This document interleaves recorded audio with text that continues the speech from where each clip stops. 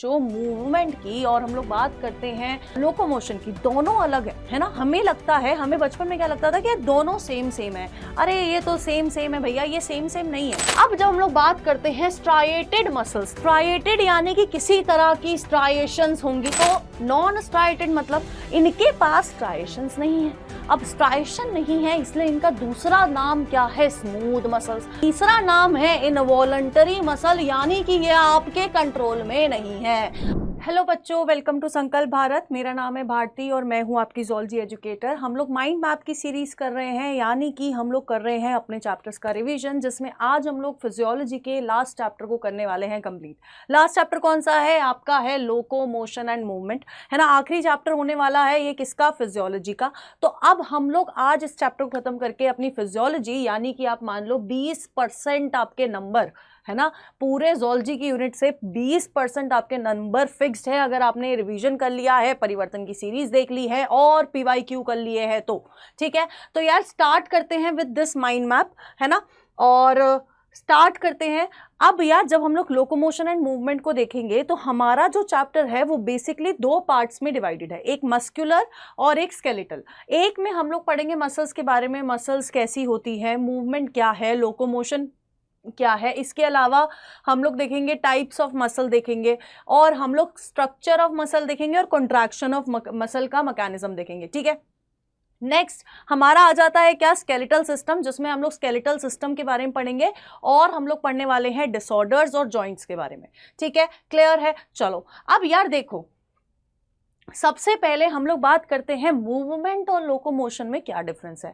जब हम बात करते हैं बच्चों मूवमेंट की और हम लोग बात करते हैं क्या कह सकते हैं लोकोमोशन की, दोनों अलग है ना। हमें लगता है, हमें बचपन में क्या लगता था कि यार दोनों सेम सेम है, अरे ये तो सेम सेम है भैया, ये सेम सेम नहीं है, ये दोनों चीज़ क्या है? अलग अलग है। फॉर एग्जाम्पल जब हम लोग मूवमेंट की बात करते हैं तो अभी मैं हाथ हिला रही हूँ, है ना, हाथ हिला रही हूँ, सर हिला रही हूँ, तो ये मूवमेंट है ना। तो जब हमारी बॉडी का पोस्चर या पोजीशन चेंज होती है उसको हम लोग कहते हैं मूवमेंट।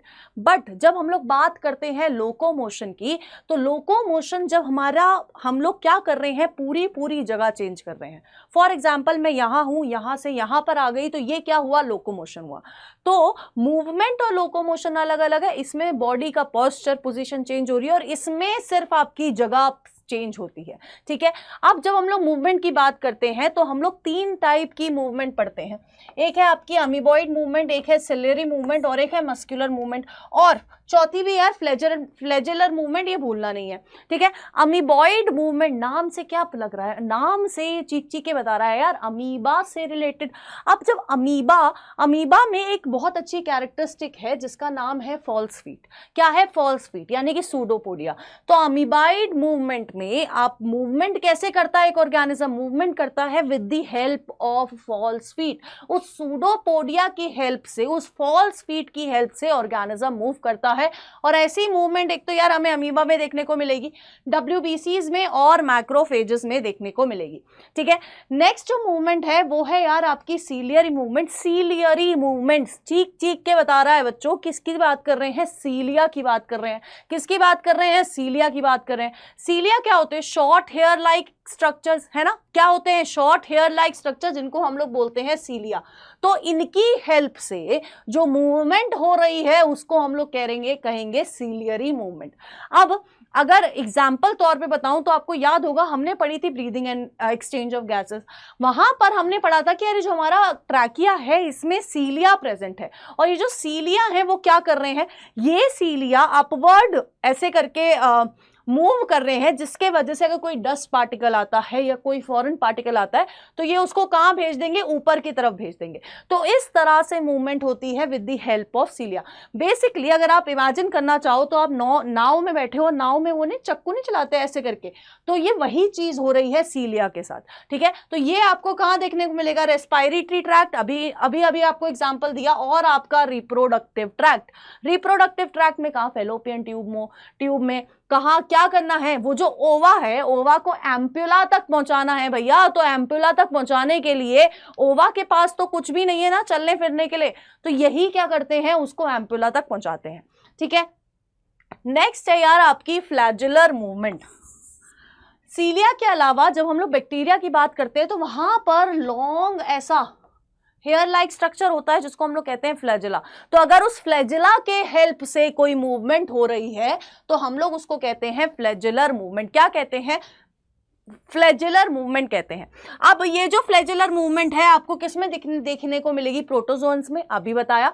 और दूसरा आपको देखने को मिलेगी स्पर्मेटोजोआ में। स्पर्मेटोजोआ पता है ना आपका, स्पर्म। स्पर्म की जब हम लोग बात करते हैं तो आपका हेड है, मिडल पीस है और टेल होती है। ये टेल एक्ट करती है एज फ्लैजिला, जो आगे स्पर्म को मोटिलिटी प्रोवाइड करती है। तो ये दोनों कहाँ आते हैं? स्पर्मेटोजोआ और प्रोटोजोन फ्लैजिलर मूवमेंट में आते हैं। नेक्स्ट है आपका मस्कुलर मूवमेंट। मस्कुलर मूवमेंट जो हमारी बॉडी में भरी पड़ी है ना, मसल्स की कॉन्ट्रैक्शन के वजह से जो मूवमेंट हो रही है उसको हम लोग कहेंगे मस्कुलर मूवमेंट। क्या हो रहा है?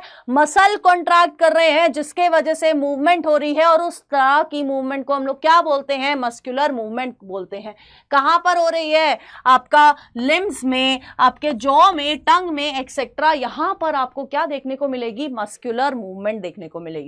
ठीक है। अब दूसरा वर्ड हमने पढ़ा था, क्या हमने पढ़ा था? या लोकोमोशन। लोकोमोशन क्या है? जब मैं अपनी जगह चेंज कर रही हूं उस तरह की मूवमेंट को हम लोग क्या बोलेंगे? हम लोग बोलेंगे लोकोमोशन।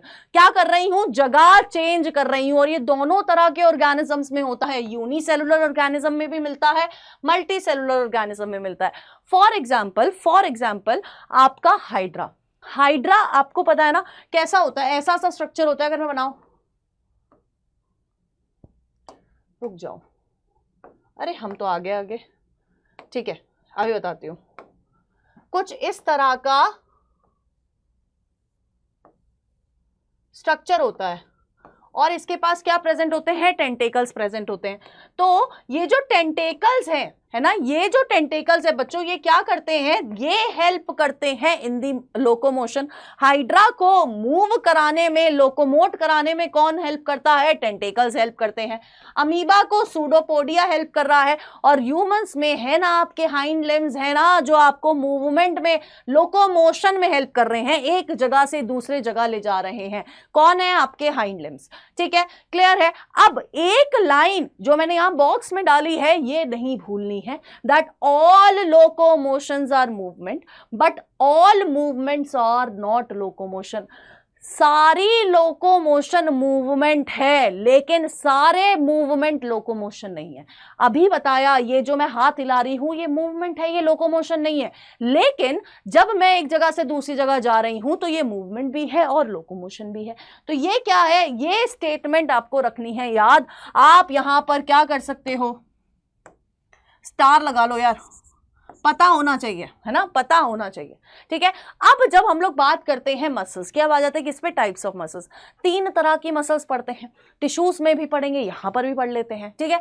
तो हमारे 3 तरह की जो मसल्स हैं वो है striated muscles, non striated muscles और आपका कार्डियक मसल। अब जब हम लोग बात करते हैं स्ट्राइएटेड मसल, स्ट्राइएटेड यानी कि किसी तरह की स्ट्राइएशंस होंगी, है ना, मतलब मान लो ये क्या है बच्चों? ये है आपकी मसल, ठीक है, और यहां पर आपको क्या देखने को मिलेगा? स्ट्राइएशंस देखने को मिलेगी, ऐसे लाइट और डार्क बैंड्स देखने को मिलेंगे, इसलिए इनको क्या बोला जाता है? स्ट्राइएटेड मसल्स बोला जाता है। दूसरा नाम इनका अगर हम लोग बात करें, इनको स्ट्रिप्ड मसल्स भी बोला जाता है, क्योंकि यहां पर क्या मिलती है?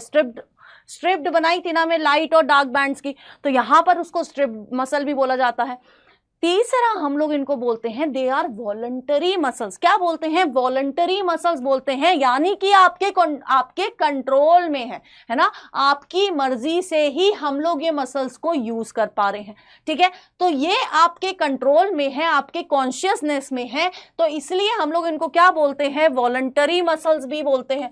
ठीक है, वॉलंटरी होने के साथ साथ ये हमारी होती है स्केलेटल मसल्स। क्या बोलते हैं हम लोग इसका? Skeletal muscle. तो 4 नाम मैंने आपको बता दिए, स्ट्राइएटेड, स्ट्रिप्ड, वॉलंटरी और स्केलेटल मसल। चारों नाम में से कोई भी नाम क्वेश्चन में यूज हो सकता है, तो ध्यान रखना है।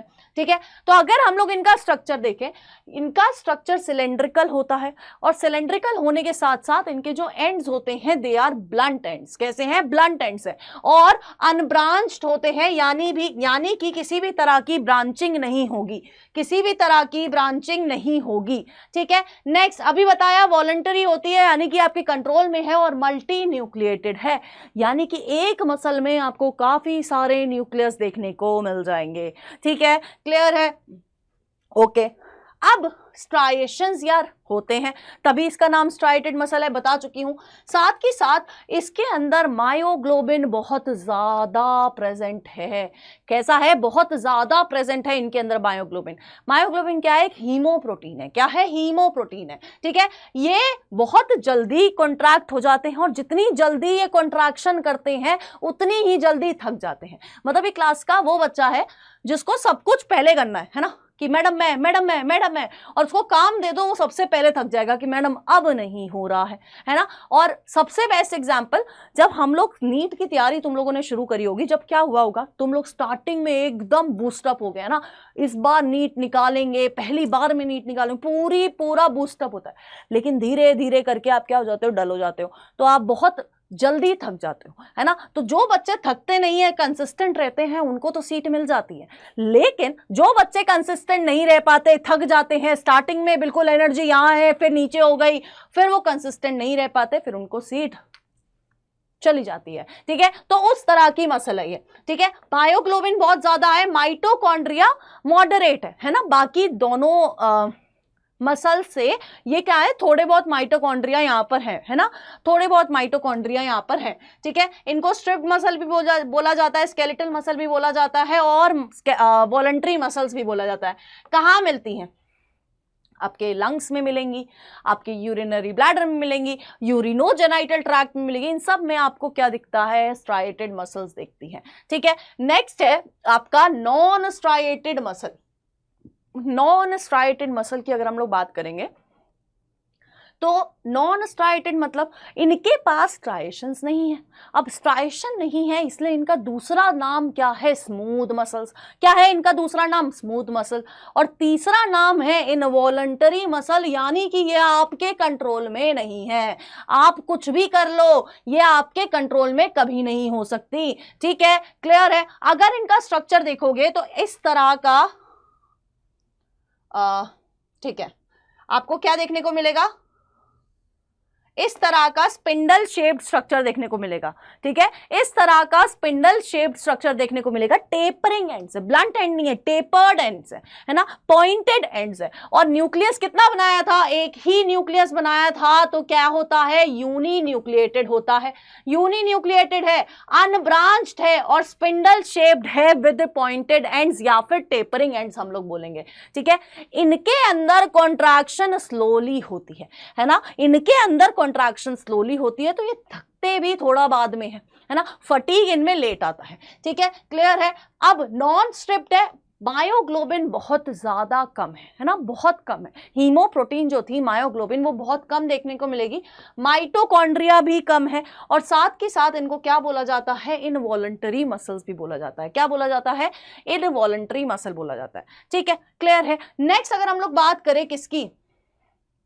कार्डियक मसल की अगर हम लोग बात करें, किसकी बात करें? कार्डियक मसल की अगर हम लोग बात करें तो कैसा है? सिलेंड्रिकल शेप होती है, ब्लंट एंड्स होते हैं। ठीक है, ब्रांच्ड होती है, ब्रांच्ड होने के साथ साथ इनवॉलंटरी है और यूनी न्यूक्लिएटेड है। इनवॉलंटरी है और कैसा है? यूनी न्यूक्लिएटेड है, यानी कि ये भी आपके कंट्रोल में नहीं है। कार्डियक वर्ड किससे रिलेटेड है? बॉडी फ्लूइड्स करा है? नहीं करा है तो जाके सेशन देखो। कार्डियक वर्ड रिलेटेड है आपके हार्ट से। किससे रिलेटेड है? आपके हार्ट से। तो ये जो कार्डियक मसल है कहां पर प्रेजेंट है? ये प्रेजेंट है आपके दिल में। कहां प्रेजेंट है? आपके दिल में। ठीक है, इनके पास इंटरकैलेटेड डिस्क प्रेजेंट होती है, माइटोकॉन्ड्रिया और मायोग्लोबिन दोनों ही बहुत सारा होता है ना, अबंडेंस में प्रेजेंट होता है। ठीक है, स्ट्राइएशंस होती हैं लेकिन फेंटेड स्ट्राइएशन होती है ना, बहुत ऐसे मतलब पता है कि स्ट्राइएशन है, बहुत फेंटेड है ना। फेंटेड होने के साथ साथ इनके अंदर आपको रिदमिक कॉन्ट्रैक्शन भी मिलेगी, और आपकी हार्ट की मसल की एक खासियत है कि आप इनसे कितना भी काम करा लो ये नहीं थकेंगी। ठीक है, कितना भी काम करा लो ये नहीं थकती। ठीक है, तो ये क्या है? ये है आपकी कार्डियक मसल। तो अभी हम लोगों ने क्या करा? मूवमेंट पढ़ा, टाइप ऑफ मूवमेंट पढ़ा, लोकोमोशन क्या होता है और टाइप्स ऑफ मसल हम लोगों ने कर लिया। ठीक है, नेक्स्ट पोर्शन जो हम लोग करने वाले हैं that is structure of muscle. क्या है? Structure of muscle. ठीक है, अब यार देखो, जब हम लोग मसल्स की बात करते हैं तो muscles are mesodermally derived organ.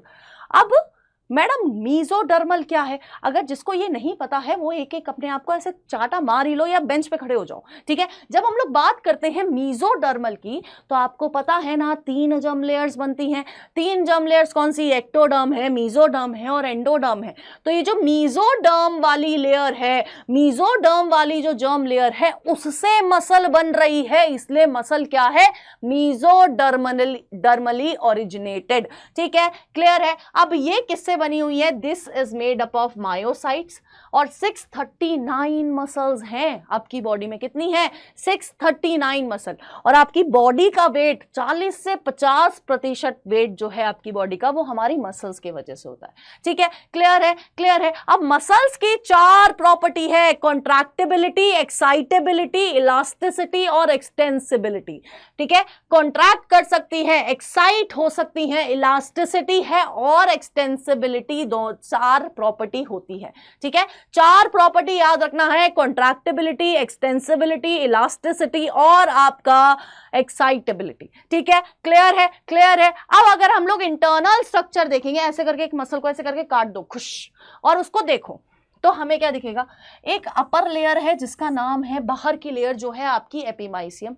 इस एपिमाइसियम के अंदर क्या है? बहुत सारे ये जो पूरा पोर्शन है, मतलब ये वाला, ये इसके अंदर क्या है? इसके अंदर प्रेजेंट है फेसिक्यूलाई।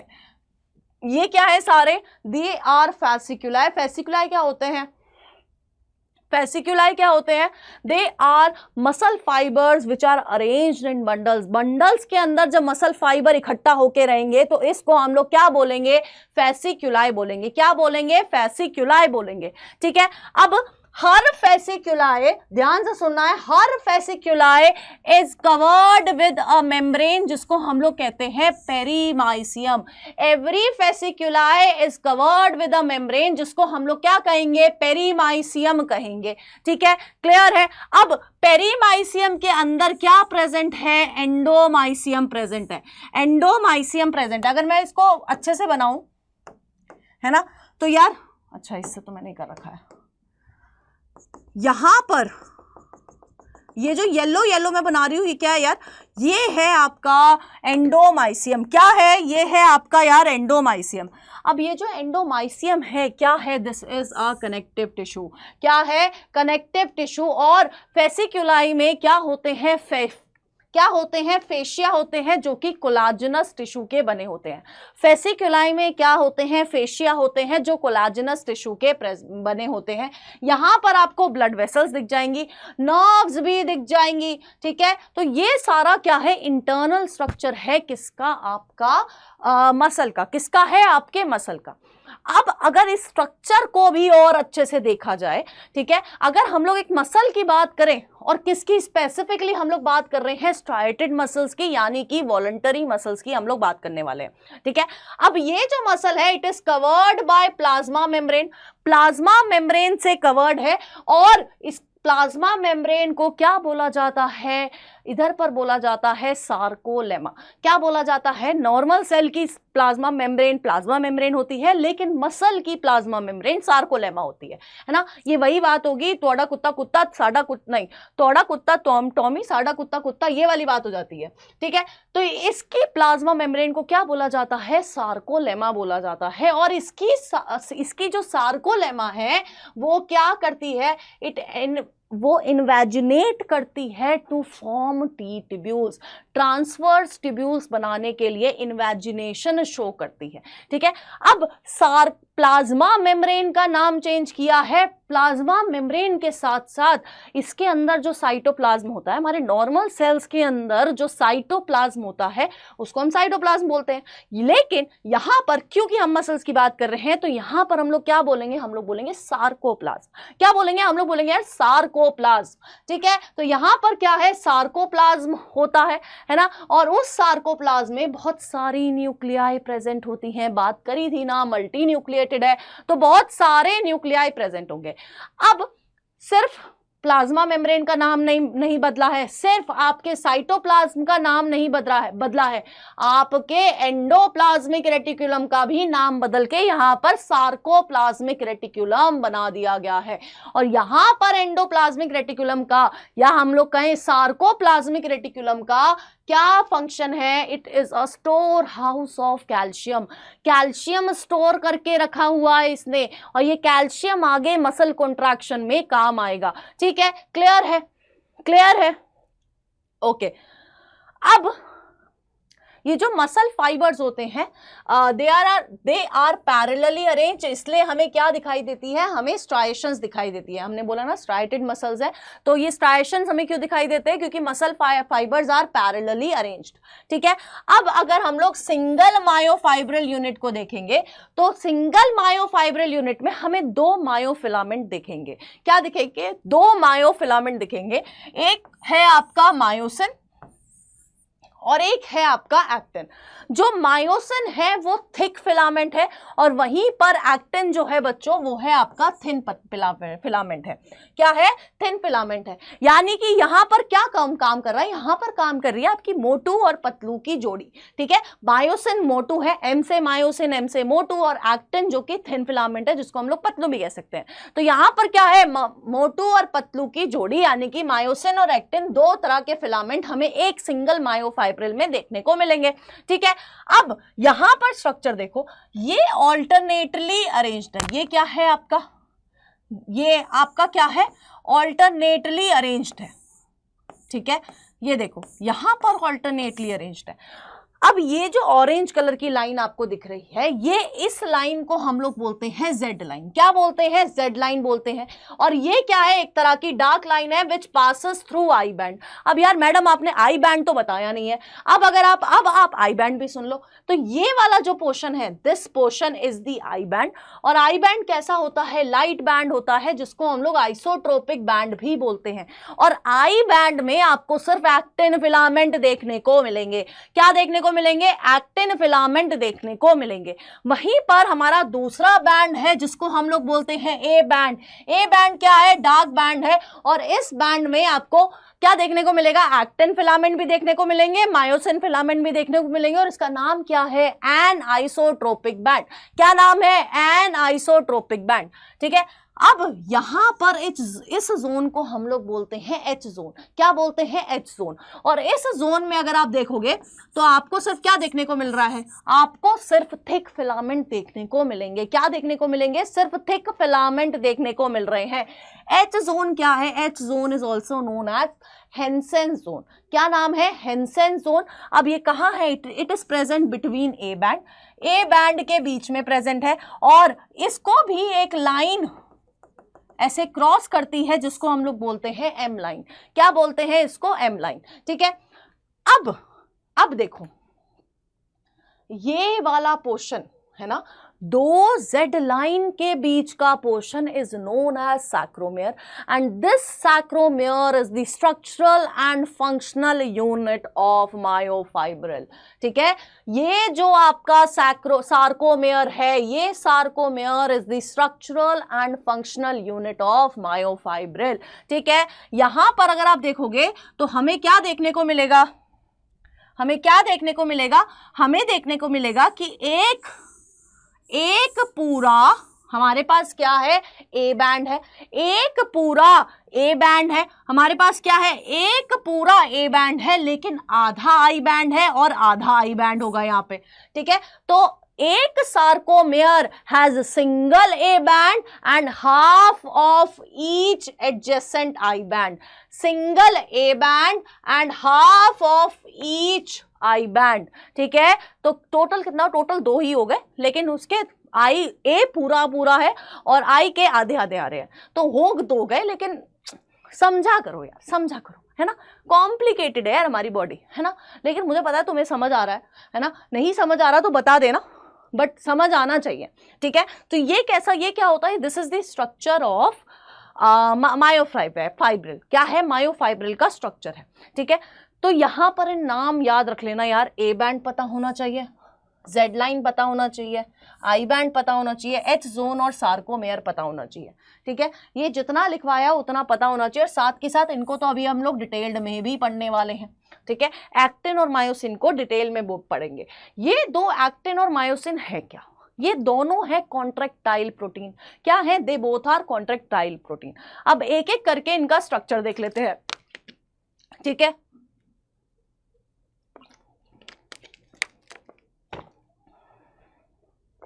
ठीक है। अब जब हम लोग बात करते हैं स्ट्रक्चर ऑफ कॉन्ट्रैक्टाइल प्रोटीन की, तो हमारे पास दो तरह के कॉन्ट्रैक्टाइल प्रोटीन है, एक थिक फिलामेंट है और एक थिन फिलामेंट है। थिक फिलामेंट कौन सा है?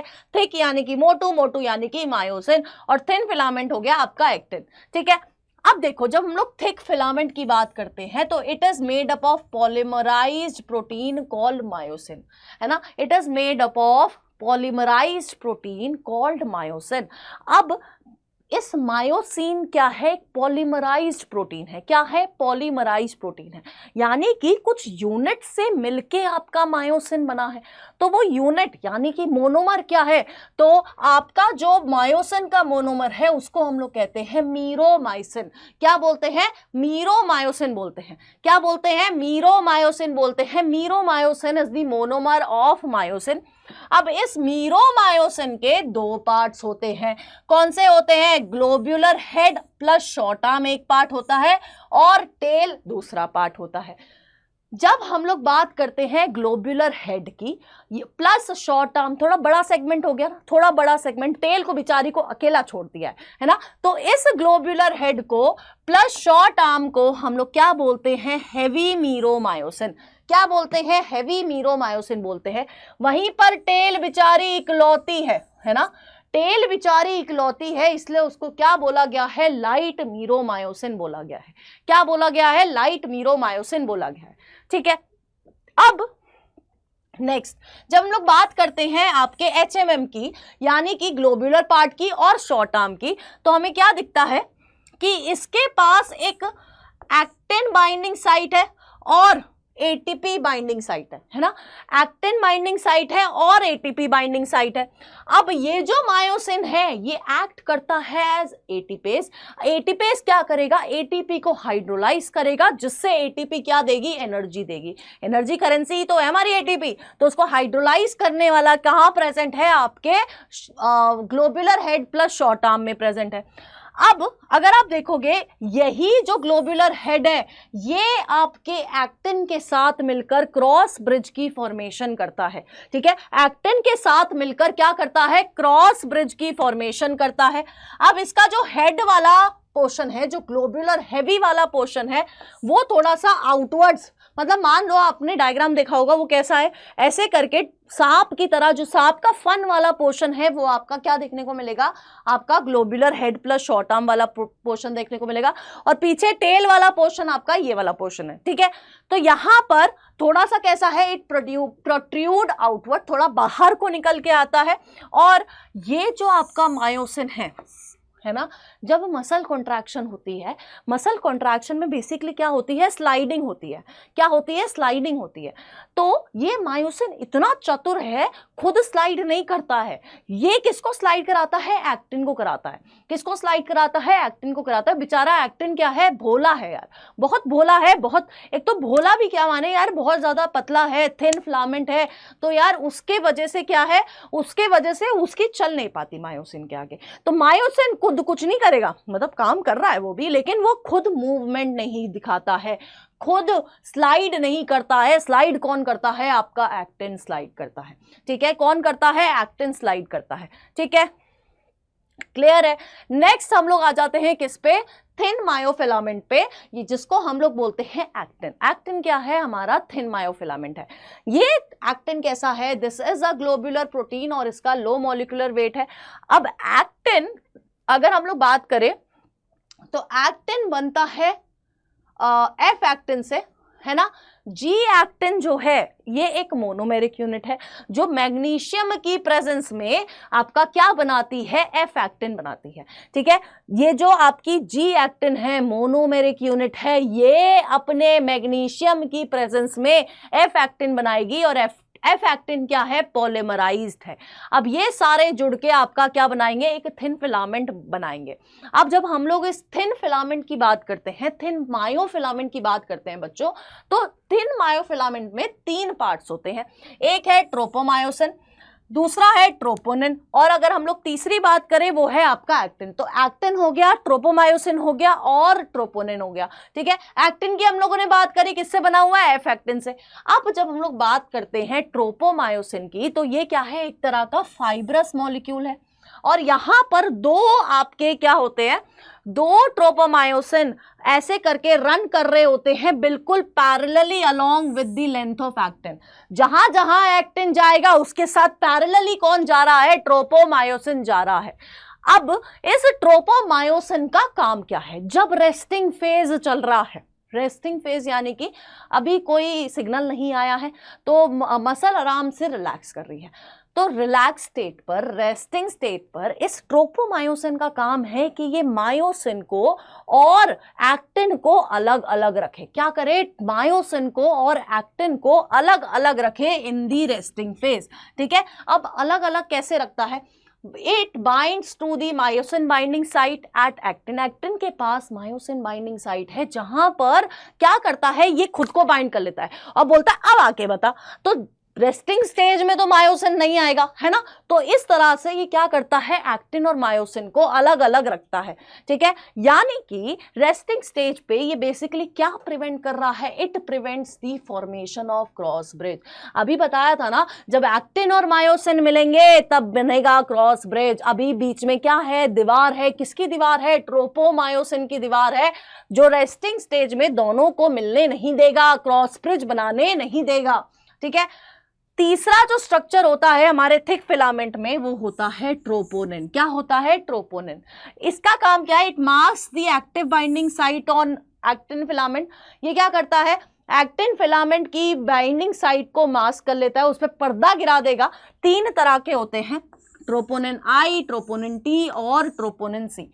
सी फॉर कैल्शियम, ये क्या है, it is a binding site for calcium. यहां आके कैल्शियम बाइंड करेगा। मैंने बताया था ना, sarcoplasmic reticulum is a store house of calcium. उधर कैल्शियम मैंने बोला था कि बहुत इंपॉर्टेंट है कैल्शियम यहाँ पे। ठीक है, वहीं पर फिर है आपका troponin T, it is the binding site of tropomyosin.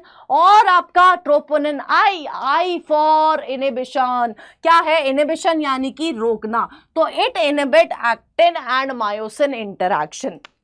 क्या करता है, एक्टिन और मायोसिन की इंटरैक्शन को प्रिवेंट करता है, इनहिबिट करता है।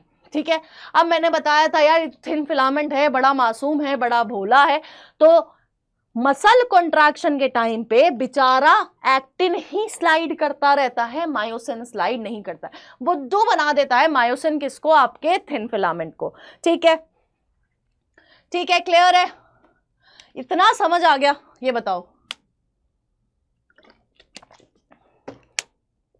ठीक है, अब आ जाते हैं मेन पोर्शन पे, जिससे क्वेश्चन आते हैं, है ना, जिससे मैक्सिमम टाइम क्वेश्चन आया है इस कॉन्सेप्ट से, जो है आपका मैकेनिज्म ऑफ मसल कॉन्ट्रैक्शन।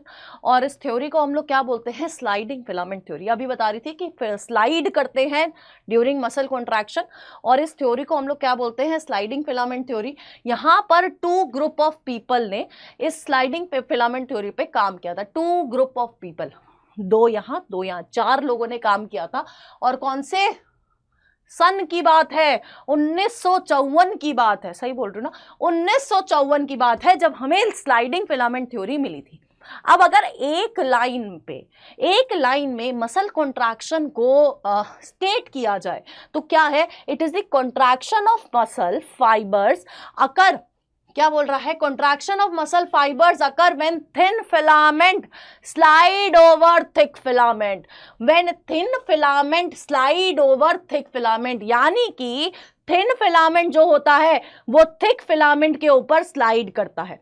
ठीक है, तो ये है हमारी मसल कॉन्ट्रैक्शन एक लाइन में। लेकिन हमें पढ़ना है मैकेनिज्म तो बड़ा होगा ना, तुम्हें इतना भी बड़ा मैकेनिज्म नहीं पढ़ना। अब सबसे पहले आपको बात ये समझनी है कि मसल कॉन्ट्रैक्शन के लिए पहले कहां से कहीं से सिग्नल आएगा। ऐसे नहीं है, हमारी बॉडी अपनी मर्जी से कुछ नहीं कर रही है ना, कहीं से सिग्नल आएगा। ठीक है, तो सिग्नल कौन भेजेगा? सीएनएस भेजेगा वाया मोटर न्यूरॉन, है ना। सिग्नल पहुंचाने का काम किसका है? मोटर न्यूरॉन का। ठीक है, अब जैसे ही सिग्नल आएगा तो न्यूरोट्रांसमीटर रिलीज हो जाएगा। सिग्नल कहां पहुंचेगा? एक्सॉन टर्मिनल पे। एक्सॉन टर्मिनल में आते आते वैसे ही क्या हो जाएगा? न्यूरोट्रांसमीटर रिलीज हो जाएगा। और यहां पर न्यूरोट्रांसमीटर कौन है? Acetyl choline. कौन है? Acetyl choline. अब जब ये न्यूरोट्रांसमीटर रिलीज होगा तो वहां पर ये न्यूरोट्रांसमीटर कहां जाएगा? आपके मसल की सार्कोलेमा के पास, और सार्कोलेमा के पास जाते ही वहां पर एक्शन पोटेंशियल जनरेट कर देगा।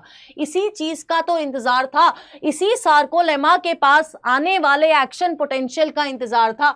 वहां पर सार्कोलेमा में क्या हो जाती है? एक्शन पोटेंशियल जनरेट हो जाता है। जैसे ही एक्शन पोटेंशियल जनरेट होगा वैसे ही सार्कोप्लाज्मिक रेटिकुलम से कैल्शियम आयन क्या हो जाएंगे? रिलीज हो जाएंगे। अगर कैल्शियम आयन का कंटेंट सार्कोप्लाज्म में ज्यादा है तो मस्कुलर कॉन्ट्रैक्शन होगा।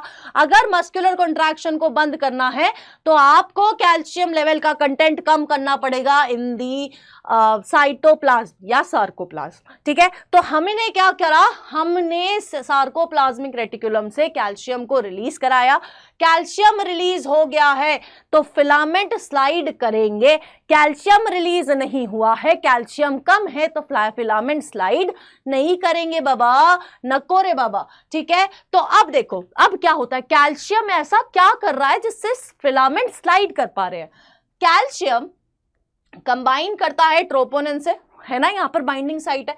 अब जैसे ही ट्रोपोनिन से ये क्या करेगा? कंबाइन करेगा, वैसे ही ट्रोपोनिन की चाल ढाल बदल जाएगी, बिल्कुल चेंज हो जाएगा, है ना। पहले जो इसका भाई बंधु बन के बैठा था, अब क्या बोल रहा है? कैल्शियम के आते ही इसने क्या करा? अपने रंग ढंग सब बदल गए। इसका पूरा मतलब क्या बोले, ये तो धोखेबाज हो गया। ठीक है, तो क्या हुआ? यहां पर जैसे ही कैल्शियम आया, ट्रोपोनिन से बाइंड किया, वैसे ही ट्रोपोनिन की शेप चेंज होगी। अब ट्रोपोमायोसिन कॉम्प्लेक्स दूर दूर हो गए, जिसके वजह से मायोसिन की जो बाइंडिंग साइट थी, एक्टिन की मायोसिन बाइंडिंग साइट थी, वो हट गई। बेसिकली यहां पर जो मास्किंग हो रखी थी वो अनमास्क हो गया। वो जो पर्दा डला हुआ था वो कैल्शियम के आने से वो पर्दा हट गया। ठीक है, यहां पर क्या हो गई है? अनमास्किंग हो गई है।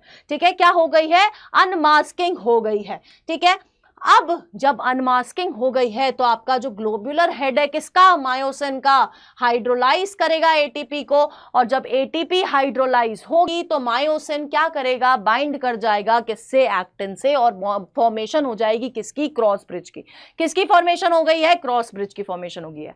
कैल्शियम आया, कैल्शियम ट्रोपोनिन से बाइंड करा, उसकी शेप चेंज कर दी। शेप चेंज होने की वजह से अनमास्किंग हो गई।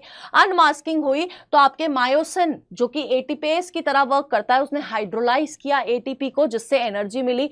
एनर्जी मिली तो मायोसिन और एक्टिन एक दूसरे से बाइंड कर गए। अब जब वो बाइंड कर गए हैं तो उस स्ट्रक्चर को बोला जाता है क्रॉस ब्रिज स्ट्रक्चर। क्या बोला जाता है? Cross bridge structure.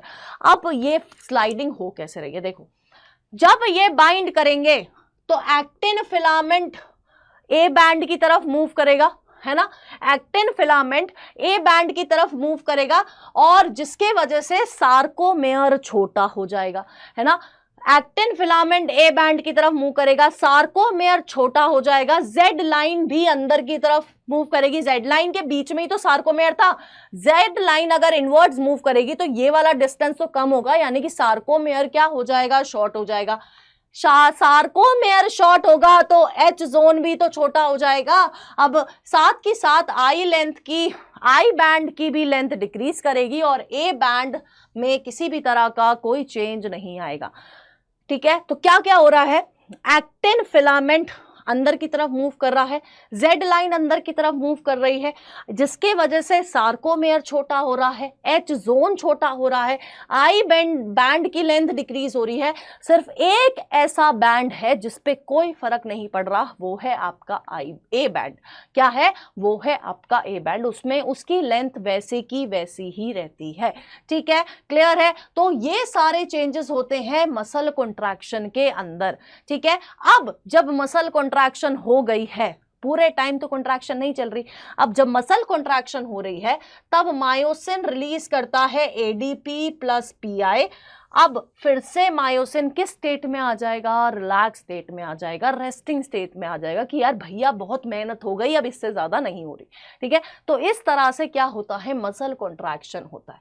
क्या होता है? और इस वाले पोर्शन से, इस चैप्टर से बहुत बार क्वेश्चन पूछे गए हैं, और खासकर कि क्या शॉर्टन हो रहा है, क्या इंक्रीज हो रहा है, क्या नैरो हो रहा है, इस चीज से बहुत क्वेश्चन आते हैं। इसलिए ये अलग से ब्लू लाइन में लिखे हुए हैं, ब्लू कलर में लिखे हुए हैं। ठीक है, क्लियर है? आगे बढ़े, चलो। अब एक और जगह है, एक और पोर्शन है मसल में जो कि है रेड मसल फाइबर और व्हाइट मसल फाइबर। जब हम लोग रेड मसल फाइबर की बात कर रहे हैं तो इनमें कुछ ऐसा पिगमेंट होगा जो इसको रेड कलर दे रहा है ना। तो पिगमेंट को रेड कलर देने वाला पिगमेंट कौन सा है? मायोग्लोबिन। यहां पर बहुत ज्यादा मायोग्लोबिन प्रेजेंट होती है, इसलिए ये रेड कलर के होते हैं। इनका डायमीटर छोटा होता है और ये ऑक्सीजन स्टोर करके रखते हैं in the form of oxy myoglobin. Oxy haemoglobin नहीं, ऑक्सी मायोग्लोबिन के फॉर्म में यहां पर ऑक्सीजन स्टोर करता है, ताकि जब कॉन्ट्रैक्शन हो तो वो ऑक्सीजन वहां पर रिलीज कर सके। अब ऑक्सीजन के प्रेजेंस में अगर एनर्जी बनेगी तो एरोबिक ऑक्सीडेशन बोलेंगे। यहां पर क्या होता है? एरोबिक ऑक्सीडेशन होता है। माइटोकॉन्ड्रिया बहुत ज्यादा है, कैपिलरीज बहुत ज्यादा है, सार्कोप्लाज्मिक रेटिकुलम कम है। ठीक है, अब यहां पर जो कॉन्ट्रैक्शन होती है वो कम रेट पर होती है, लेकिन लॉन्गर पीरियड तक चल रही है। ठीक है, कम रेट पे हो रही है, मतलब आप धीरे धीरे धीरे धीरे चल रहे हो तो आपको टाइम उतना ही लगेगा ना। इसी तरह से यहां पर कॉन्ट्रैक्शन भी धीरे धीरे धीरे धीरे धीरे धीरे हो रही है, तो यहां पर टाइम ज्यादा लग रहा है। ऐसा कहां पर होता है? Extensor muscles of human back में। वहीं पर व्हाइट मसल फाइबर्स के पास मायोग्लोबिन नहीं है, इसलिए उनका कलर क्या है? व्हाइट कलर है। क्या है उनका कलर? व्हाइट कलर है। ठीक है, इनका डायामीटर कैसा होता है? लार्जर डायामीटर होता है। यहां पर माइटोकॉन्ड्रिया और कैपिलरीज कम है, लेकिन यहां पर सार्कोप्लाज्मिक रेटिकुलम बहुत ज्यादा है। यहां पर एन और एरोबिक ऑक्सीडेशन होती है, यानी कि लैक्टिक एसिड का फॉर्मेशन होगा। तो यहां पर कॉन्ट्रैक्शन का रेट ज्यादा होता है, बट छोटे टाइम के लिए होता है ना। बहुत जल्दी कोई चीज कॉन्ट्रैक्ट कर रही है वो थक जाएगी, तो छोटे टाइम पीरियड के लिए होता है ना। तो यहां पर कॉन्ट्रैक्शन का रेट ज्यादा है पर शॉर्ट पीरियड ऑफ टाइम के लिए है, जैसे कि हमारी आई बॉल की मसल्स।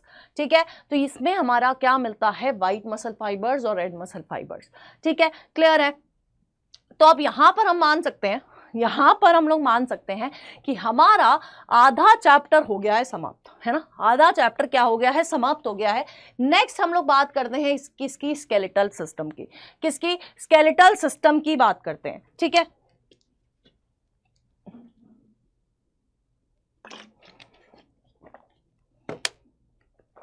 चलो स्केलेटल सिस्टम की हम लोग बात करते हैं तो 206 हड्डियां हैं, है ना। 206 हड्डियां हैं। अब हमारा स्केलेटल सिस्टम दो पार्ट्स में डिवाइडेड होता है, एक है एक्सियल स्केलेटल सिस्टम और दूसरा है अपेंडिकुलर सिस्टम।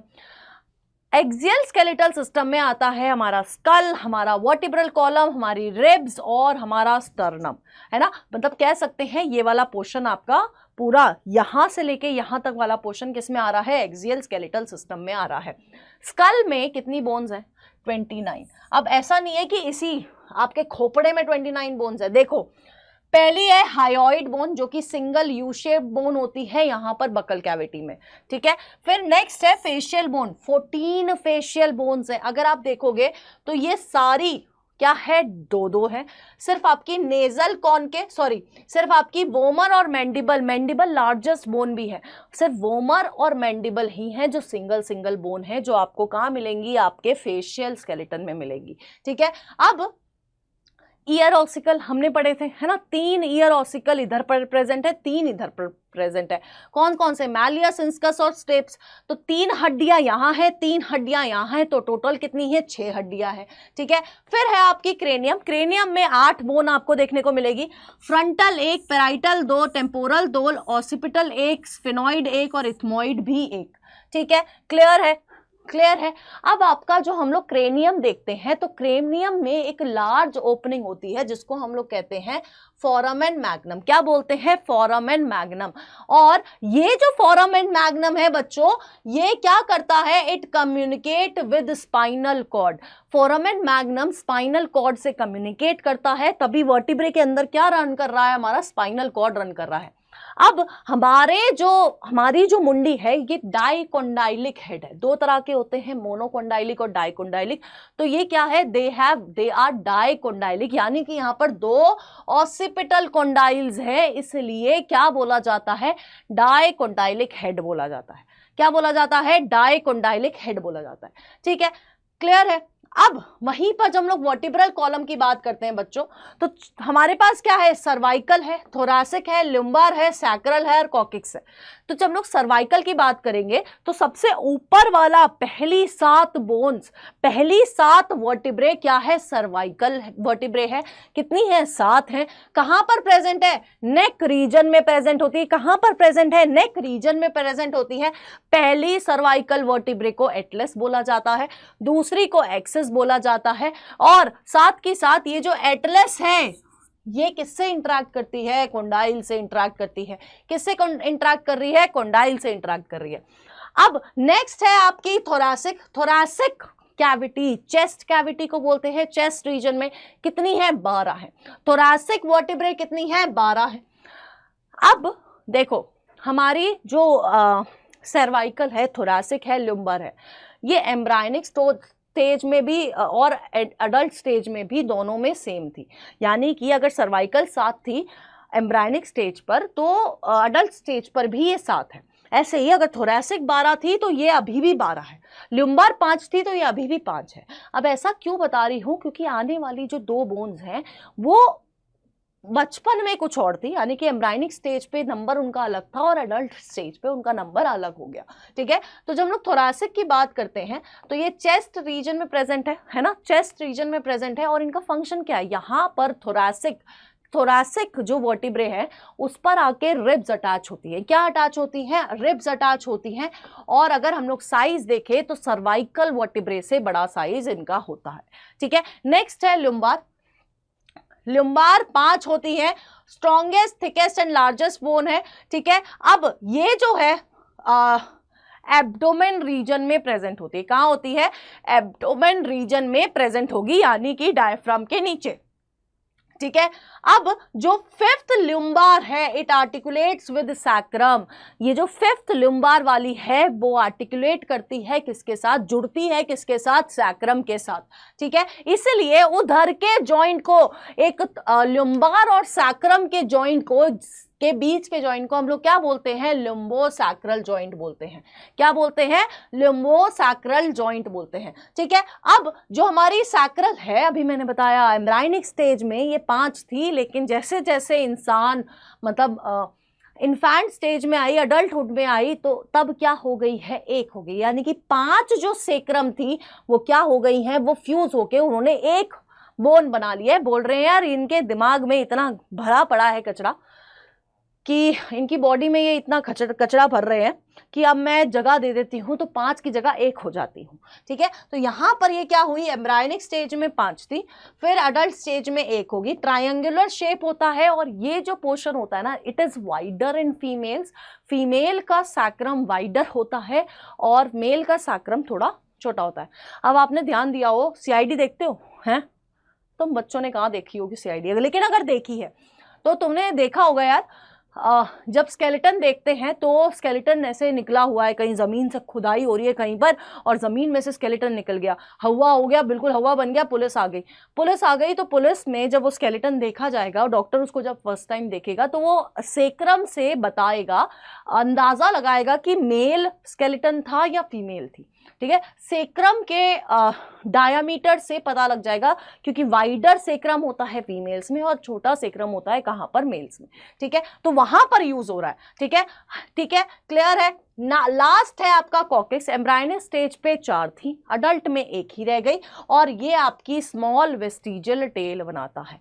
क्या बनाता है? स्मॉल वेस्टिजियल टेल बनाता है। ठीक है, हमने स्कल देख लिया, हमने वर्टिब्रल कॉलम देख लिया, अब रिब्स और स्टर्नम देख लेते हैं। अब जब हम लोग बात करते हैं रिब्स की, रिब्स क्या है? They are thin flat bones, जो आपकी डॉर्सली पीछे से किससे कनेक्टेड थी? वर्टिब्रल कॉलम से। आगे ये कनेक्टेड है किससे? स्टर्नम से। किससे कनेक्टेड है? स्टर्नम से। हमने पढ़ा था ना, हमने breathing and exchange of gases पढ़ा था। हमने देखा था कि वो जो हमारी लंग्स है वो एक थोरैसिक चेंबर में प्रेजेंट होती है ना। किस में प्रेजेंट होती है? थोरैसिक चेंबर में। अब वो जो एयर टाइट चेंबर है वो पीछे से उसको कौन प्रोटेक्ट कर रहा है? Vertebral column. आगे स्टर्नम था, साइड में क्या थी? रिब्स थी, नीचे पोस्टीरियर एंड पे क्या था? डायफ्राम था। हमने वर्टिब्रल कॉलम पढ़ लिया। अब हम लोग क्या कर रहे हैं? वर्टिब्रल कॉलम से आपकी क्या कनेक्टेड है? रिब्स कनेक्टेड है। क्या कनेक्टेड है? रिब्स कनेक्टेड है डॉर्सली, और आगे से रिब्स कनेक्टेड है किससे? स्टर्नम से। वेंट्रली किससे कनेक्टेड है? स्टर्नम से। इसलिए 2 जगह कनेक्शन बना रही है ये, है ना, 2 जगह कनेक्शन बना रही है, इसलिए आपको क्या बोलते हैं? इसको बाइसेफेलिक बोलते हैं। क्या बोलते हैं? बाइसेफेलिक बोलते हैं। कितना होते हैं? कितनी रिब्स होती हैं? 12 पेयर्स होते हैं, यानी कि 24 रिब्स होती हैं। ठीक है, कभी कभी 10 में से एक इंसान के 13 पेयर भी रिब्स के होते हैं, ऐसा स्टडीज बताती हैं। कितना? 10 में से 9, मतलब 10 में से एक इंसान के 13 पेयर ऑफ रिब्स भी दिख जाते हैं। अब ये रिब्स है 3 पार्ट्स में डिवाइडेड, ट्रू, फॉल्स और फ्लोटिंग। ट्रू यानी कि जिनका कनेक्शन एकदम सॉलिड है, आगे भी कनेक्टेड है, पीछे भी कनेक्टेड है। तो पहले जो 7 पेयर हैं, 1 2 3 4 5 6 7, ये सातों पेयर ट्रू रिब्स में आते हैं। और किससे कनेक्टेड है? हाइलिन कार्टिलेज से। किससे कनेक्टेड है? हाइलिन कार्टिलेज से। वहीं पर फॉल्स पेयर में 8th 9th और 10th आते हैं। अब ये क्या होता है? अब यहां पर पीछे तो इनका कनेक्शन बिल्कुल सही है, मतलब वर्टिब्रल कॉलम से कनेक्टेड है, लेकिन आगे स्टर्नम से कनेक्ट होना था ना। स्टर्नम से कनेक्ट ना होके ये ऊपर 7th वाली रिब से कनेक्ट हो जाते हैं। तो स्टर्नम को तो अकेला छोड़ दिया इन्होंने, इसलिए इनको क्या बोला जाता है? फॉल्स रिब बोला जाता है। चलो, ये तो फिर भी स्टर्नम से कनेक्ट हो रही थी, मतलब 7th वाली रिब से कनेक्ट हो रही थी। हमारी जो फ्लोटिंग रिब है ये तो हवा में लटकती रहती है, इसलिए इनको क्या बोलते हैं? फ्लोटिंग रिब बोलते हैं। कौन सी होती है? 11th और 12th पेयर होती है, जो आपका क्या होता है? फ्लोटिंग रिब होती है, यानी कि वर्टिब्रल कॉलम से ढंग से अटैच है, लेकिन ना ही स्टर्नम से अटैच है वेंट्रली, ना ही ऊपर वाली रिब से अटैच है। ये क्या कर रही है? फ्लोट कर रही है। ठीक है, इसलिए इनको फ्लोटिंग रिब्स बोला जाता है। अब लास्ट जो पोर्शन है एक्सियल स्केलेटन का, वो है स्टर्नम। स्टर्नम क्या है? It is a flat bone present on ventral mid line of thorax, middle of chest. Chest के बीच में एक सिंगल बोन है, फ्लैट बोन है, जिसपे आके आपकी रिब्स क्या कर रही हैं? अटैच कर रही हैं, और आगे से ये लंग्स को प्रोटेक्ट करती हैं। ठीक है, क्लियर है? क्लियर है। अब आ जाओ यार, अब आ जाओ अपेंडिकुलर स्केलेटन पे। अपेंडिकुलर स्केलेटन पे टोटल 126 हड्डियां हैं। कितनी है? 126 हड्डियां हैं। अब ये अपेंडिकुलर स्केलेटन पे कुछ तो गर्डल बोन्स होती हैं और कुछ लिम्बिक बोन्स होती हैं। गर्डल में 2 तरह के गर्डल हम लोग पढ़ते हैं, एक है आपका पेक्टोरल गर्डल, शोल्डर, और एक है आपका पेल्विक गर्डल। ठीक है, तो जब हम लोग बात करते हैं पेल्विक और पेक्टोरल गर्डल की, तो सबसे पहले देख लेते हैं पेक्टोरल यानी कि शोल्डर वाला, फिर बाद में देखेंगे पेल्विक यानी कि नीचे वाला पोर्शन। ठीक है, तो पेक्टोरल गर्डल क्या है? It is a bony complex between 4 limbs and shoulder. ठीक है, क्या है? 4 लिम्स और एक्सियल स्केलेटन के बीच का बोनी कॉम्प्लेक्स है, जिसको हम लोग क्या कहते हैं?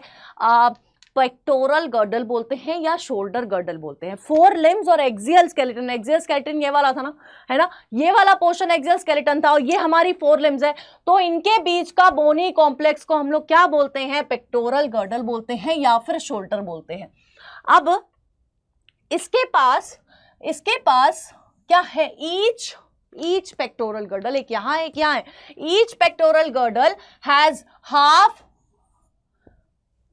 2 बोन्स, है ना, एक है स्कैपुला और एक है क्लेविकल, है ना।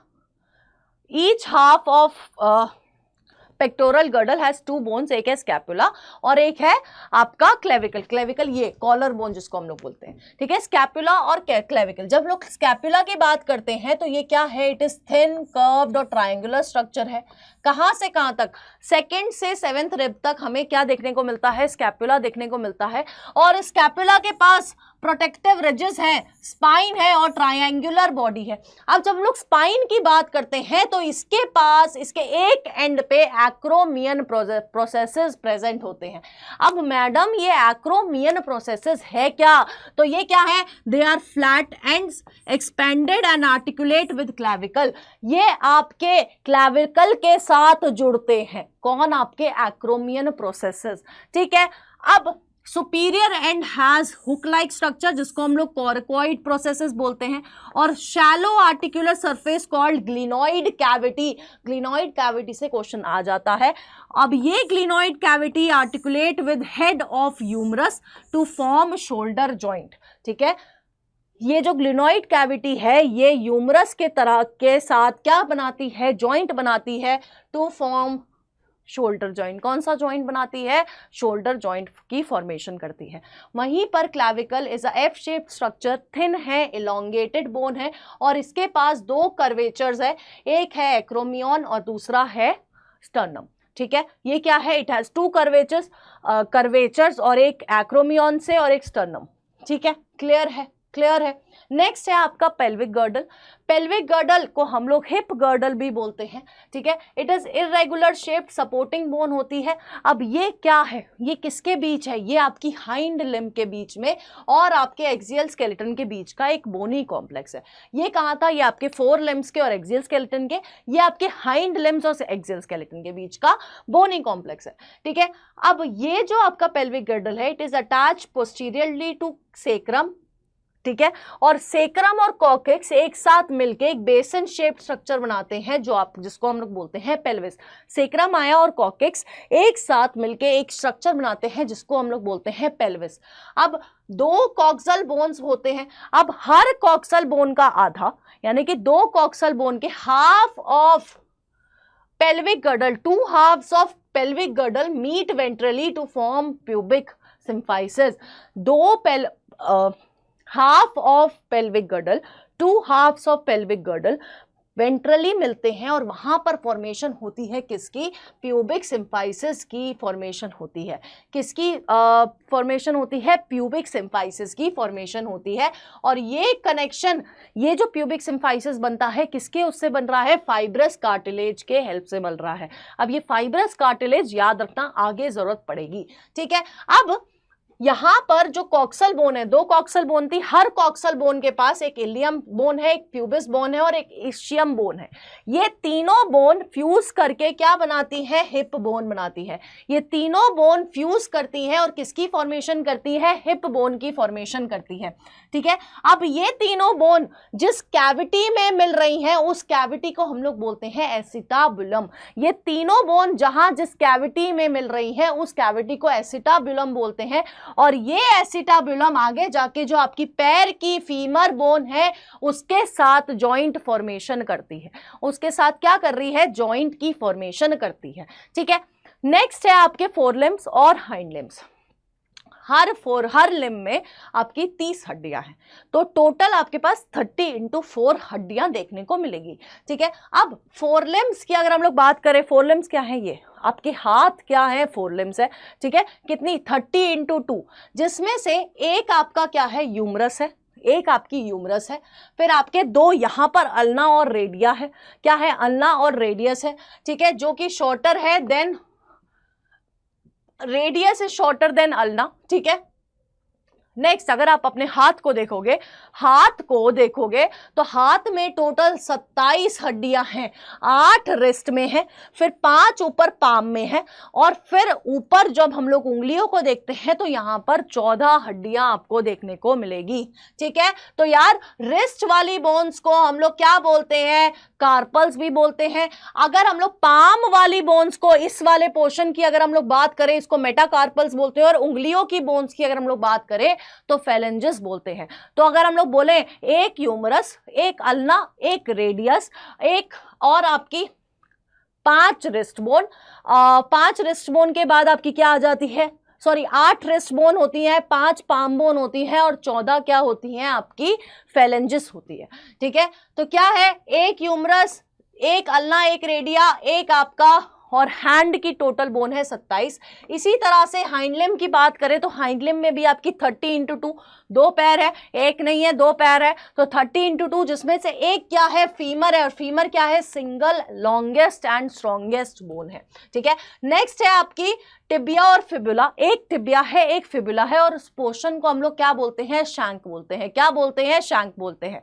ठीक है, फिर 7 एंकल बोन्स है जिनको हम लोग टार्सल्स बोलते हैं, फिर 5 सोल बोन्स हैं जिनको हम लोग क्या बोलते हैं, मेटाटार्सल्स बोलते हैं, और 14 बोन्स आपके टोज में होती है जिसको हम लोग फेलेंजिस बोलते हैं। फेलेंजिस सेम है, बस रिस्ट को ऊपर क्या बोल रहे थे, कार्पल, यहाँ पर हम लोग एंकल को बोल रहे हैं टार्सल, वहां पर आपके पाम वाली बोन्स को हम लोग बोल रहे थे मेटाकार्पल्स, यहाँ पर बोल रहे हैं सोल वाली बोन को मेटाटार्सल्स। ठीक है, क्लियर है, क्लियर है, क्लियर है बच्चों? ओके, नेक्स्ट है आपका फाइब्रस जॉइंट, सॉरी नेक्स्ट है आपके जॉइंट्स। अब जब हम लोग जॉइंट्स की बात कर रहे हैं, जॉइंट्स यानी कि आपकी हड्डियां आपस में जुड़ी हुई हैं। अब जब हड्डियां आपस में जुड़ी हुई हैं तो कोई ना कोई जॉइंट फॉर्मेशन हुई है वहां पर, तभी वो आपस में जुड़ी हुई है।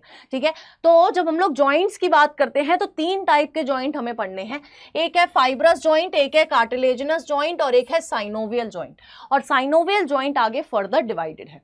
जब लोग बात करते हैं फाइब्रस जॉइंट की, तो fibrous joints are the fixed joint जो मूव नहीं कर सकते, दे आर इमूवेबल जॉइंट। ठीक है, अब ये इतना फिक्स्ड कैसे हैं, बिकॉज ये कैसे हैं, इन 2 बोन्स को, मतलब मान लो इन दोनों बोन्स के बीच में फाइब्रस जॉइंट है, तो इन दोनों को किससे जोड़ा हुआ है, कोलाजन से जोड़ा हुआ है। किससे जोड़ा हुआ है, कोलाजन से जोड़ा हुआ है। इस तरह के जॉइंट्स आपको कहाँ मिलते हैं, स्कल बोन में मिलते हैं। कहाँ मिलते हैं, आपकी मुंडी में मिलते हैं आपको फाइब्रस जॉइंट, जिनमें किसी भी तरह की मूवमेंट नहीं होती है। ठीक है, साथ के साथ आपके दांत और सॉकेट, आपको पता है ना आपके दांत सॉकेट के अंदर प्रेजेंट है, तो यहां पर भी आपको फाइब्रस जॉइंट देखने को मिलेंगे। नेक्स्ट है आपके cartilaginous joint. Cartilaginous joints are imperfect joint, यानी कि स्लाइटली मूवेबल जॉइंट होते हैं, थोड़ा बहुत हिल सकते हैं। ठीक है, ये आपके वर्टिब्रल कॉलम में प्रेजेंट होते हैं बिटवीन 2 वर्टिब्रा। ठीक है, तो यहां पर बोन्स को, मतलब मान लो मैंने एग्जांपल दिया अभी वर्टिब्रा, तो 2 वर्टिब्रा को आपस में क्या करा जाता है, जोड़ा जाता है with the help of fibrous cartilage, with the help of fibrous cartilage. तो इस तरह के जॉइंट को हम लोग क्या बोलते हैं, कार्टिलेजिनस जॉइंट बोलते हैं। एक एग्जांपल मैंने बता दिया, 2 वर्टिब्रल डिस्क के बीच में आपको मिलेगा, रिब्स में आपको मिलेगा, स्टर्नम में मिलेगा, प्यूबिक सिम्फाइसिस में मिलेगा। प्यूबिक सिम्फाइसिस में क्या फाइब्रस टिश्यू यूज हो रहा था, उधर से आप इसको याद रख सकते हो। तो कार्टिलेजिनस जॉइंट यानी कि थोड़ा बहुत आपको क्या देखने को मिल जाएगी, मूवमेंट देखने को मिल जाएगी। ठीक है, नेक्स्ट है आपका साइनोवियल जॉइंट। ये आपको मूवमेंट अलाउ करती है इन 1 और मोर डायरेक्शन, एक या एक से ज्यादा डायरेक्शन में आपको क्या करेगी, मूवमेंट अलाउ करेगी। ठीक है, अब यहां पर जो बोन्स जिनके अंदर साइनोवियल जॉइंट होता है, ये bones are covered with hyaline cartilage, these bones are covered with hyaline cartilage, और इनके पास एक कैविटी होती है जिसको हम लोग कहते हैं साइनोवियल कैविटी, और इस साइनोवियल कैविटी के अंदर एक फ्लूइड प्रेजेंट है जिसको हम लोग कहते हैं synovial fluid, and this fluid act as lubricant की तरह एक्ट करता है। ठीक है, ल्यूब्रिकेंट की तरह एक्ट करेगा, मूवमेंट प्रोवाइड करता है, शॉक एब्जॉर्बर है और स्टेबिलिटी देगा ड्यूरिंग लोकोमोशन। ठीक है, क्लियर है, क्लियर है। नाउ हाइलिन कार्टिलेज बता दिया। ठीक है, अब ये जो साइनोवियल जॉइंट है जो फ्री मूवमेंट दे रहा है, पहला है बॉल एंड सॉकेट जॉइंट। ठीक है, it is the most free joint, यानी कि सबसे ज्यादा मूवमेंट आपको देगा। ठीक है, अब यहां पर मूवमेंट क्या मिलेगी, डिफरेंट डायरेक्शंस में मूवमेंट देखने को मिल जाएगी जहां पर हमारे ball and socket joint present है। ठीक है, अब देखो, अब यहां पर एक बोन, मतलब जिन 2 बोन के बीच में जॉइंट है, तो एक बोन कैसी है, बॉल जैसी, और दूसरी बोन है कप जैसी, है ना। तो यहां पर आपको क्या मिल रहा है, डिफरेंट डायरेक्शन में आपको क्या देखने को मिल रही है, मूवमेंट देखने को मिलेगी। ऐसी मूवमेंट आपको शोल्डर जॉइंट में, है ना, हिप जॉइंट में, इन दोनों जगह आपको बॉल एंड सॉकेट जॉइंट देखने को मिलता है। नेक्स्ट है आपका एंगुलर जॉइंट। क्या है एंगुलर जॉइंट? यहां पर हम लोग इसको कॉन्डाइलॉइड जॉइंट भी बोलते हैं। एक ओवल शेप बोन है या फिर कन्वेक्स शेप बोन है, और दूसरी जो बोन है, जो दूसरी बोन है वो कैसी है? वो कनकेव या एलिप्टिकल शेप की बोन होती है, और ये आपको किसी दो डायरेक्शन में मूवमेंट करने देती है। ठीक है, नेक्स्ट है आपका हिंज जॉइंट। ठीक है, यहां पर मूवमेंट दे रहा है लेकिन सिर्फ किसी एक प्लेन में, किसी एक प्लेन में मूवमेंट हो सकती है। यहां पर एक बोन जो है वो आपकी कनकेव है, दूसरी बोन आपकी कन्वेक्स है। ठीक है, एक बोन कनकेव है तो दूसरी बोन कन्वेक्स है, जिनके बीच में आर्टिकुलेशन हो रही है, और इस तरह के जॉइंट्स हमें क्या मिलते हैं? एल्बो में या फिर नी जॉइंट में। फॉर एग्जाम्पल आपकी एल्बो सिर्फ एक डायरेक्शन में, एक प्लेन में मूवमेंट कर दिखा सकती है, पीछे तो नहीं जा रही। जिसकी जा रही है तो भैया बहुत दिक्कत है ना, कुछ हो रखा है फिर तुम पे। ठीक है, नेक्स्ट है आपके पाइवट जॉइंट। एक ही डायरेक्शन में, प्लेन में, एक ही प्लेन में आपको क्या देखने को मिलेगी? मूवमेंट देखने को मिलेगी, और लेकिन ये जो मूवमेंट है वो रोटेशनल मूवमेंट होगी। ठीक है, एक बोन कैसी होगी? राउंडेड होगी या पॉइंटेड होगी, और दूसरी बोन शैलो होगी जो मूवमेंट प्रोवाइड करेगी। अब जो यहाँ पर जो आपकी जो आपकी राउंडेड या पॉइंटेड वाली बोन है वो स्टेशनरी रहेगी, वो उसी जगह रहेगी, लेकिन जो शैलो बोन है, जो दूसरी वाली बोन है, वो क्या करेगी? मूव करेगी। For example radius and ulna. ठीक है, नेक्स्ट है ग्लाइडिंग जॉइंट। ठीक है, दोनों के एंड क्या है? फ्लैट है और स्लाइटली कर्व्ड है। ठीक है, यहां पर क्या होती है? स्लाइड होता है या ग्लाइड होता है? स्लाइडिंग होती है यहां पर मूवमेंट के लिए। ठीक है, किसी एक डायरेक्शन में, for example wrist and tarsals. ठीक है, रिस्ट में और टार्सल्स में क्या देखने को मिलेगा? हमें ग्लाइडिंग जॉइंट देखने को मिलेगा। ठीक है, नेक्स्ट है सैडल जॉइंट। सैडल जॉइंट यहां पर एक जो बोन है उसका कन्वेक्स हेड है या बॉल की तरह, और दूसरा है आपका सैडल की तरह, कुछ इस तरह। ठीक है, तो यहां पर ऐसे क्या बनता है? यहां पर बनता है जॉइंट, जिसके वजह से मूवमेंट क्या होती है? बहुत सारी डायरेक्शन में हो जाती है। For example carpals and metacarpals of thumb. Thumb की कार्पल्स और मेटाकार्पल्स में आपको क्या देखने को मिलता है? सैडल जॉइंट देखने को मिलता है। क्या देखने को मिलता है? सैडल जॉइंट देखने को मिलता है। ठीक है, क्लियर है? ओके, ठीक है। अब नेक्स्ट अगर हम लोग देखते हैं, नेक्स्ट है हमारे पास क्या? डिसऑर्डर्स। नेक्स्ट क्या है? डिसऑर्डर्स। ठीक है, पेन ही चेंज नहीं किया है मैंने, रुक जाओ, ये साथ के साथ देखेंगे।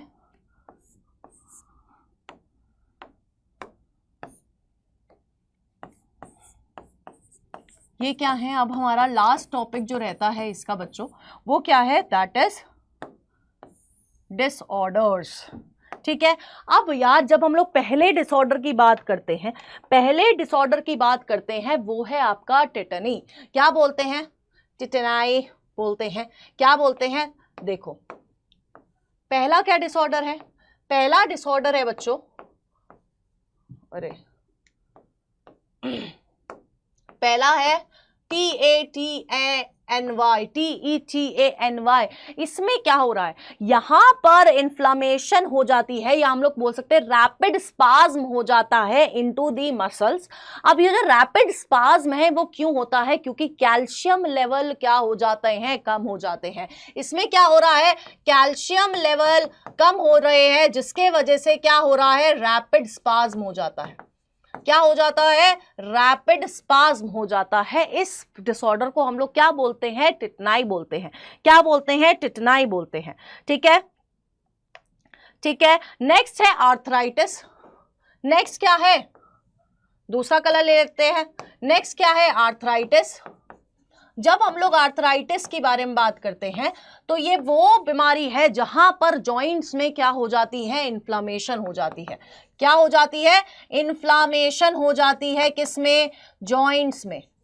अब जब जॉइंट में इन्फ्लामेशन होगी बच्चों तो क्या होगा? दर्द होगा ना, दुख, दर्द और पीड़ा, है ना। आ जाओ आ जाओ, 25-26 साल के हो जाओ तभी से वो दर्द और दुख, दर्द और पीड़ा देखने को मिलेगी। लेकिन तुम्हें तो नहीं मिलनी चाहिए, तुम तो डॉक्टर बनोगे, है ना, तुम तो डॉक्टर बनोगे। ठीक है, नेक्स्ट है आपका मस्कुलर डिस्ट्रॉफी। क्या है? नेक्स्ट है आपका दूसरा कलर लेते हैं। नेक्स्ट है आपका मस्क्यूलर डिस्ट्रॉफी। अब इस मस्कुलर डिस्ट्रॉफी में क्या होता है, एक प्रोटीन होता है ना, एक प्रोटीन है बच्चों जिसका नाम है डिस्ट्रोफिन। उस डिस्ट्रोफिन की फॉर्मेशन नहीं होती है, उस प्रोटीन की, उस डिस्ट्रोफिन प्रोटीन की फॉर्मेशन नहीं होती है। अब जब वो फॉर्मेशन नहीं हो रही है, जिसके वजह से क्या होता है, कॉन्ट्रैक्शन ऑफ मसल में बड़ी दिक्कत आती है। क्या होता है, डिस्ट्रोफिन नहीं बन रहा है ना, डिस्ट्रोफिन नहीं बन रहा है, जिसके वजह से मस्कुलर कॉन्ट्रैक्शन में प्रॉब्लम आएगी। अब मानो यार ये अगर मस्कुलर कॉन्ट्रैक्शन है ना, मस्कुलर कॉन्ट्रैक्शन नहीं हो पा रही है तो क्या होगा, क्या होगा, फिर तो वो चीज़ ना बहुत ज़्यादा प्रॉब्लमैटिक हो जाएगी, है ना। मस्कुलर कॉन्ट्रैक्शन ही नहीं हो पाएगी, अच्छे से नहीं हो पाएगी, तो वो जो आपका जैसे न्यूरल सिस्टम सीएनएस क्या भेज रहा था, वहाँ पर आपको एक सिग्नल भेज रहा था, वो सिग्नल मिले बिना कोई काम तो नहीं होगा। अब वो सिग्नल अच्छे से रिसीव नहीं हो पाएगा, ठीक है। वो क्या है, वो है आपका मस्कुलर डिस्ट्रॉफी। क्या है, वो है आपका मस्कुलर डिस्ट्रॉफी, ठीक है।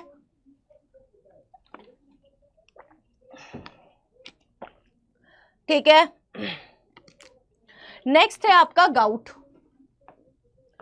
नेक्स्ट है आपका गाउट। गाउट में क्या हो रहा है, गाउट बेसिकली एक टाइप ऑफ आर्थराइटिस ही है, लेकिन गाउट में क्या होता है, बेसिकली इन्फ्लामेशन हो जाता है जॉइंट्स के अंदर due to accumulation of uric acid. यहां पर क्या हो रहा है, इन्फ्लामेशन हो रही है जॉइंट्स की, लेकिन ड्यू टू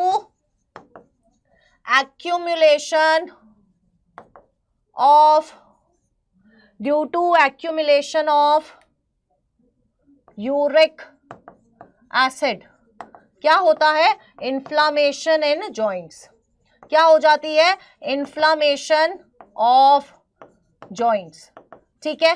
क्या हो जाती है, इन्फ्लामेशन ऑफ जॉइंट्स, ठीक है। नेक्स्ट तरह की अगर हम लोग डिसऑर्डर की बात करते हैं तो क्या है आपका ऑस्टियोपोरोसिस। क्या है, अब ऑस्टियोपोरोसिस किससे रिलेटेड हो सकता है, मसल से रिलेटेड है या बोन से रिलेटेड है, पहले तो ये बता दो। जब हम लोग ऑस्टियोपोरोसिस की बात करते हैं तो osteoporosis is the word, osteo word he represent करता है किसको, बोन को रिप्रेजेंट करता है। कैसे नहीं पता यार तुमको, ऑस्टियोपोरोसिस किसको रिप्रेजेंट करता है, बोन को रिप्रेजेंट करता है। तो इस टाइम पे क्या होता है, इस टाइम पे आपके बोन में से बहुत सारे मिनरल्स की कमी हो जाती है, आपके बोन्स में क्या हो जाती है, मिनरल्स की कमी हो जाती है। फॉर एग्जाम्पल जो विमेन जिनको मेनोपॉज हो जाता है ना, जिन विमेन को मेनोपॉज हो जाता है, मेनोपॉज हो गया यानी कि मेंस्ट्रुअल साइकिल बंद हो गई है। अब मेंस्ट्रुअल साइकिल बंद हो जाती है तो उस टाइम पे यानी कि ईस्ट्रोजन जैसे हार्मोन्स के लेवल भी क्या है, बॉडी में कम हो गए हैं। अगर ईस्ट्रोजन का लेवल कम हो गया है तो बहुत सारे हार्मोन ढंग से वर्क नहीं करते हैं, ठीक है। बहुत सारे हार्मोन ढंग से वर्क नहीं करते हैं, और साथ के साथ फॉर एग्जांपल आपका जो थायराइड ग्लैंड है वो कैल्सीटोनिन रिलीज करता है, पैराथायराइड ग्लैंड आपके कैल्शियम लेवल, ये दोनों मिलकर कैल्शियम लेवल मेंटेन करते हैं ना, हमने पढ़ा था केमिकल कोऑर्डिनेशन में। तो एज रिलेटेड डिसऑर्डर है, 45 के बाद ही विमेन में मेनोपॉज आता है। इसी तरह से ये क्या है, एज रिलेटेड डिसऑर्डर है कि इन सबकी सिक्रीशन कम हो जाती है, जिसके वजह से बोन के अंदर क्या होती है, मिनरल्स की, बहुत एसेंशियल मिनरल्स की क्या हो जाती है, कमी हो जाती है। क्या हो जाती है, कमी हो जाती है, ठीक है। क्लियर है, क्लियर है। नेक्स्ट है आपका रूमेटॉइड आर्थराइटिस। क्या ये पहले सुना हुआ है, क्या ये पहले सुना हुआ है, रूमेटॉइड आर्थराइटिस। जो बच्चा रिवीजन के मकसद से आया है उसने ये सुना होगा। रूमेटॉइड आर्थराइटिस क्या है, एक ऑटो इम्यून डिसऑर्डर है। इसमें क्या होता है, यहां पर होती है इन्फ्लामेशन ऑफ साइनोवियल जॉइंट्स। क्या हो रही है, इन्फ्लामेशन ऑफ साइनोवियल जॉइंट्स, ठीक है। यहां पर जॉइंट्स नहीं बच्चों, मेम्ब्रेन, यहां पर जो साइनोवियल मेम्ब्रेन है उसमें क्या आ जाती है, इन्फ्लामेशन आ जाती है। और कौन सा इम्यूनोग्लोबिन पार्टिसिपेट कर रहा है, IgM। 5 तरह के होते हैं ना, GAMED, तो उनमें से कौन सा पार्टिसिपेट कर रहा है, IgM पार्टिसिपेट कर रहा है। तो यहां पर क्या होते हैं, यहां पर इन्फ्लेमेशन के अंदर क्या होता है, कुछ ग्रैन्यूल्स बन जाते हैं जिनको हम लोग बोलते हैं प्रोपैनस ग्रैन्यूल्स। ठीक है, इसके वजह से क्या होता है, पैनस ग्रैन्यूल की फॉर्मेशन के वजह से क्या होता है, आपका जॉइंट पेन होता है। और ऑटो इम्यून डिसऑर्डर है, यानी कि अपनी ही बॉडी अपने ही सेल को क्या कर देती है, अपनी ही बॉडी अपने ही सेल को पहचानने से मना कर देती है। इसको नहीं मतलब कौन अपना कौन पराया, इसको सब दुश्मन लगने लग जाते हैं। ठीक है, क्लियर है, क्लियर है, क्लियर है। नेक्स्ट है यार आपका डिसलोकेशन, है ना, बहुत बार सुना होगा अपने दोस्तों के मुंह से, मेरी हड्डी डिसलोकेट हो गई है।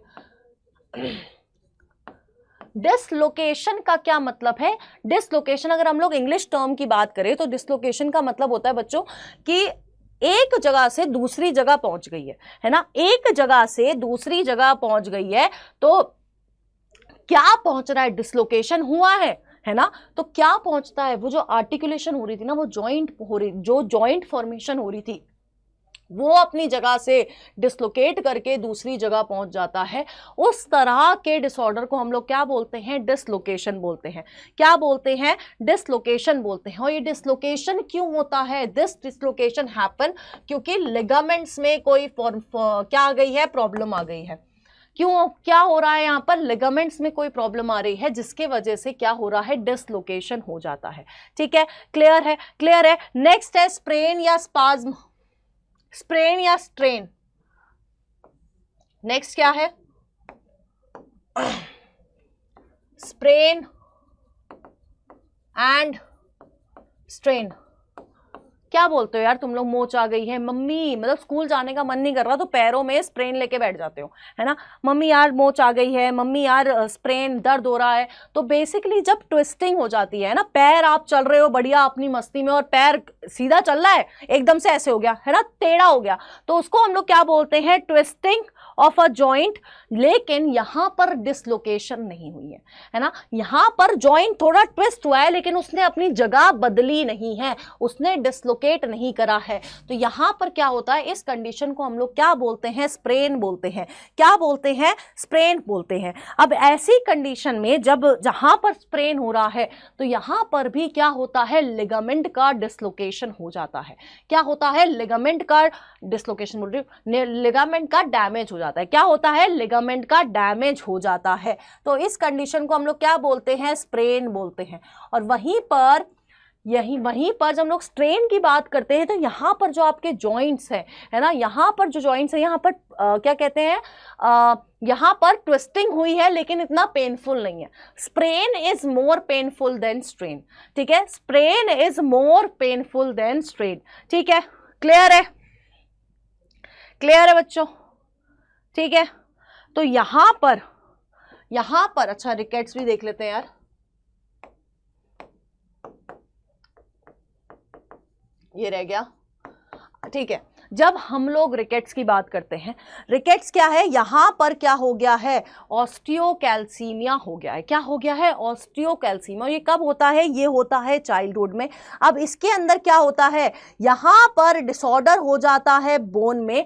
कब, जब उस बोन के पास क्या कहते हैं, सफिशिएंट अमाउंट ऑफ कैल्शियम या फॉस्फोरस नहीं होते। यानी कि अगर कैल्शियम और फॉस्फोरस की कमी होगी तो आपका क्या होगा, आपका ऑस्टियोकैल्सीमिया होगा, या फिर कैल्सीमिया बोल रही हूँ, ऑस्टियोमेलेशिया होगा और रिकेट्स हो जाएगा। ठीक है, ऑस्टियोमेलेशिया होगा या फिर रिकेट्स हो जाएगा। जब क्या होगा, जब आपके बोन्स में आपके फॉस्फोरस की और कैल्शियम की कमी होगी, उस टाइम पर क्या होगा, रिकेट्स या ऑस्टियोमेलेशिया हो जाएगा।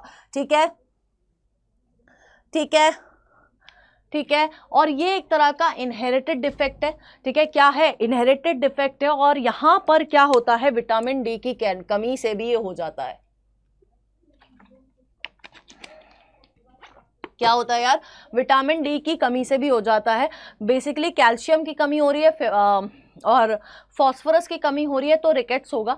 साथ के साथ ये रिकेट्स का प्रभाव आपका क्या होता है, विटामिन डी की कमी से भी हो जाता है, और साथ के साथ ये एक तरह का इनहेरिटेड डिटेक्ट है। क्या है, इनहेरिटेड डिफेक्ट है, यानी कि अगर किसी के पेरेंट्स में होगा तो वो इनहेरिट करके अपने बच्चे में भी आ जाएगा, ऑफस्प्रिंग में भी आ जाएगा। ठीक है, क्लियर है। इसके अलावा यार जैसे कि आपका ये जो हमारा था र्यूमेटॉइड आर्थराइटिस, ये हम लोग बेसिकली हम लोग कहाँ पढ़ेंगे ढंग से, हम लोग पढ़ेंगे जब हम लोग ऑटो इम्यून वाला पोर्शन करेंगे। इसके अलावा आपका माइस्थीनिया ग्रेविस भी हम लोग तभी करने वाले हैं। ठीक है, तो यहाँ पर हमारा चैप्टर क्या होता है, समाप्त होता है। यहाँ पर हमारा चैप्टर खत्म होता है विद ह्यूमन फिजियोलॉजी का एंड होता है। ठीक है, नेक्स्ट जो हम लोग चैप्टर करेंगे स्ट्रक्चरल ऑर्गेनाइजेशन या एनिमल किंगडम से, ताकि जल्दी से आपका 11th खत्म हो। तो आई होप ये जो आपके माइंड मैप्स है आपको रिवाइज करने में बहुत हेल्प कर रहे हैं। ठीक है, और अच्छे से रिवीजन करो, अच्छे से पेपर दो, है ना, अच्छे से। मतलब अभी जो 1 महीना है ना, आज मतलब 1 महीना ही रह गया, ऑलमोस्ट कहूँगी अभी भी मैं, है ना। तो यार इस 1 महीने में पूरी जान लगा दो, पूरी जान, मतलब जितनी है ना सब लगा दो। जिस दिन वो सीट आ जाएगी ना हाथ में, वो जान सारी वापस आ जाएगी कि मेहनत सफल हो जाएगी। इतनी मेहनत करो कि मम्मी पापा खुश हो जाए और तुम खुश हो जाए कि हाँ यार कुछ तो कर लिया जिंदगी में। ठीक है, तो मिलते हैं अब नेक्स्ट सेशन में। तब तक के लिए क्वेश्चन प्रैक्टिस करो, रिवाइज करो, अच्छे से पढ़ो, और ऑल द बेस्ट।